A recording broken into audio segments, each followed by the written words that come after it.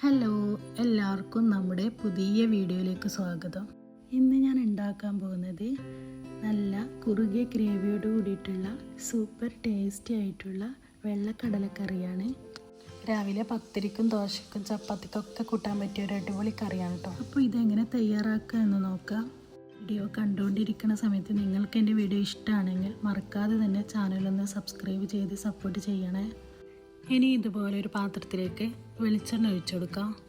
ഇനി എണ്ണ ചൂടാവുമ്പോൾ 2 കറുവപ്പട്ട, 2 ഗ്രാമ്പൂ, 1 ഏലക്ക ഇട്ട് കൊടുക്കുക. ഇനി ഇതിലേക്ക് 1/2 ടീസ്പൂൺ ചെറിയ ജീരകവും 1/2 ടീസ്പൂൺ വലിയ ജീരകവും ഇട്ട് കൊടുക്കുക. അടുത്തതായി ഇഞ്ചി വെളുത്തുള്ളി പേസ്റ്റ് ഇട്ട് കൊടുക്കുക. ഇഞ്ചിയുടെയും വെളുത്തുള്ളിയുടെയും പച്ചമണം മാറുന്നത് വരെ നന്നായി വഴറ്റി കൊടുക്കുക.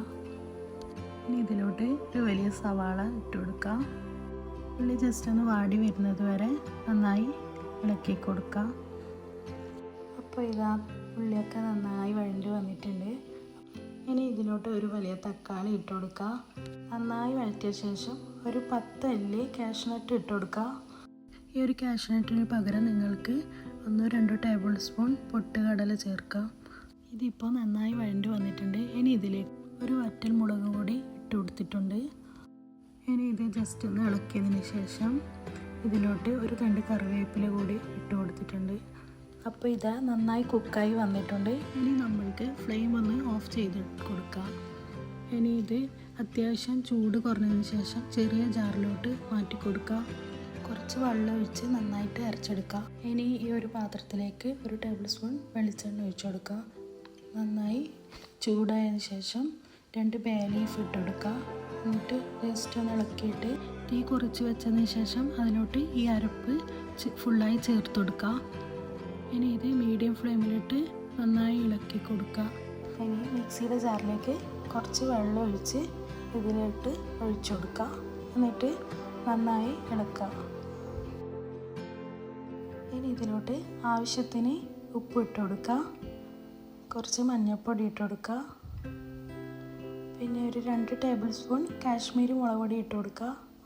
പിന്നെ 1 ടേബിൾ സ്പൂൺ മല്ലിപ്പൊടിയും 1/4 ടീസ്പൂൺ അളവിൽ ചിക്കൻ മസാലയോ മീറ്റ് മസാലയോ ഇട്ട് കൊടുക്കുക. കുറച്ച് ഗരം മസാലയും കൂടി ഇട്ട് നന്നായിട്ട് ഇളക്കി കൊടുക്കുക. അതിനുശേഷം 3-4 പച്ചമുളക് ഇതുപോലെ കട്ട് ചെയ്തിട്ട് ഇട്ട് കൊടുക്കുക.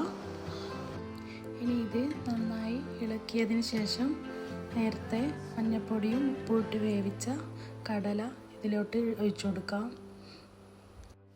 അപ്പോൾ ഇതാ എല്ലാം ഇട്ട് കൊടുത്തിട്ടുണ്ട്. ഇനി ഇത് നന്നായി ഇളക്കി യോജിപ്പിക്കുക.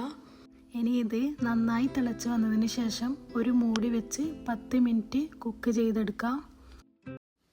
ഇനി ഇതിലോട്ട് 1/4 കപ്പ് അളവിൽ നല്ല കുറുകിയ തേങ്ങാപ്പാൽ ഒഴിച്ചു കൊടുത്തിട്ട് ഇളക്കി കൊടുക്കുക. വേണമെങ്കിൽ ഇതിലോട്ട് മല്ലിയില ഇട്ട് കൊടുക്കുക നിങ്ങളെ കയ്യിലുണ്ടെങ്കിൽ. അപ്പോൾ ഇത്രയേ ഉള്ളൂ.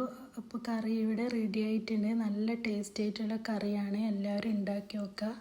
ഉണ്ടാക്കി നോക്കിയിട്ട് അഭിപ്രായം പറയാം. നിങ്ങൾക്ക് ഈ വീഡിയോ ഇഷ്ടമായെങ്കിൽ ഈ വീഡിയോ ഒന്ന് ഷെയർ ചെയ്ത് കൊടുക്കുക. സബ്സ്ക്രൈബ് ചെയ്ത് സപ്പോർട്ട് ചെയ്യുക. അപ്പോൾ അടുത്ത വീഡിയോ ആയി വരാം ഇൻഷാ അല്ലാഹ്.